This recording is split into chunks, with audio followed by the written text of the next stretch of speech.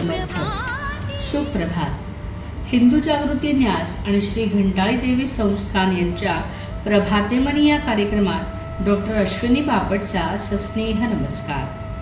श्री ब्रह्मचैतन्य महाराज गोंदवलेकर प्रवचने. 4 मे. सत्संगतीत राहावे. नेहमी संतांची संगत धरावी. परमार्थाला संतांचे अधिष्ठान आवश्यक आहे. संत आपल्या जवळच असतात. त्यांना पाहायला कुठे जावे लागत नाही. चित्त शुद्ध नसेल तर संतांच्या जवळ जाऊन तरी काय उपयोग होणार. त्यांना आपण देहात पाहू नये. संत हे काही देहात नसतात. ते जे काही सांगतात त्या साधनात ते असतात.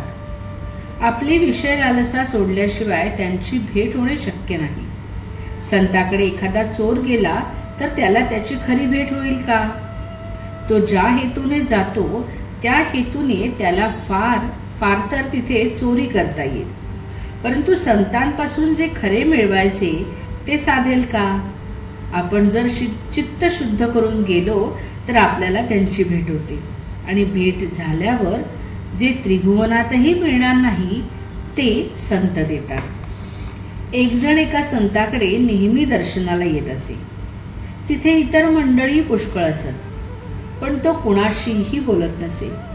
कुणी काही विचारले तर उत्तर देत नसे. सदा मुद्राखिन्न असे. कुणालाही त्याच्याशी बोलावे असे वाटत नाही.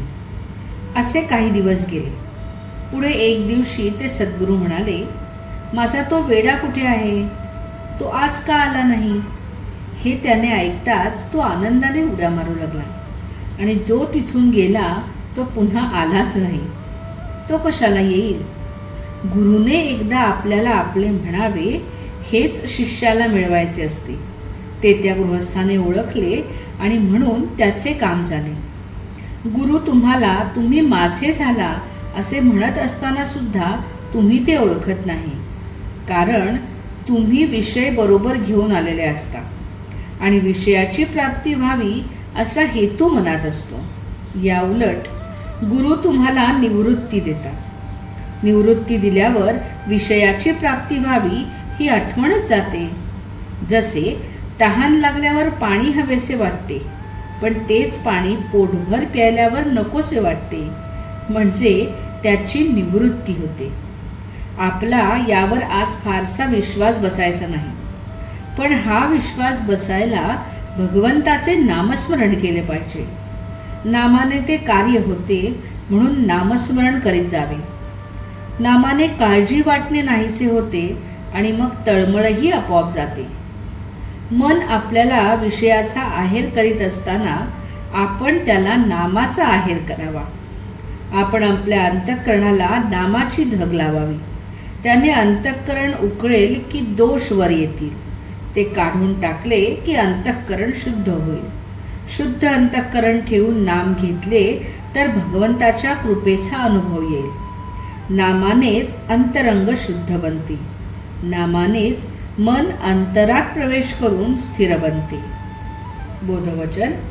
संत सांगतील तेच करणे हीच त्यांची खरी सेवा होय. 4 मे. आजचा दिनविशेष वरुथिनी एकादशी. चांद्रमासातील शुद्ध व वद्य पक्षातील एकादशीला एकादशी व्रत करतात. अशा प्रकारे वर्षभरातील 24 एकादशांना वेगवेगळी नावे आहेत. एकादशीला विष्णुकन्या म्हटले जाते. प्राचीन काळी मूर राक्षसाशी युद्ध करताना श्री विष्णूंना ग्लानी येऊ लागल्यावर ते गुहेत विश्राम करू लागले. त्यावेळी त्यांच्या देहातून एकादशी या दिव्य कन्येचा जन्म झाला आणि तिने मूर राक्षसाचा वध केला अशी कथा आहे. प्रत्येक एकादशी संदर्भात वेगवेगळी कथा आहे. ती त्या त्या एकादशीला सांगितली जाते.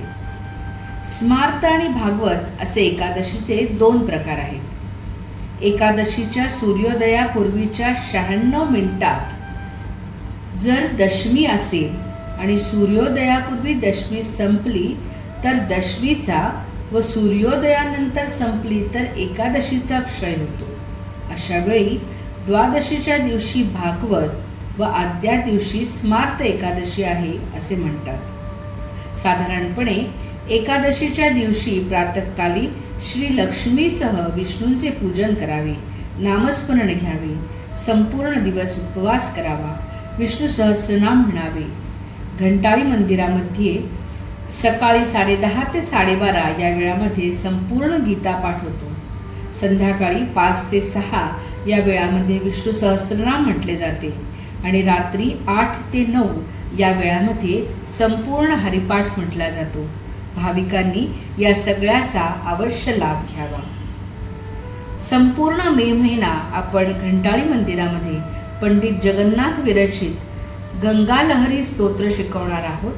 त्याचाही लाभ आपण जरूर घ्यावा.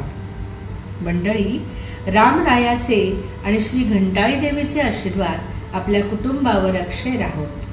जानकी जीवन स्मरण. जय जय श्रीराम.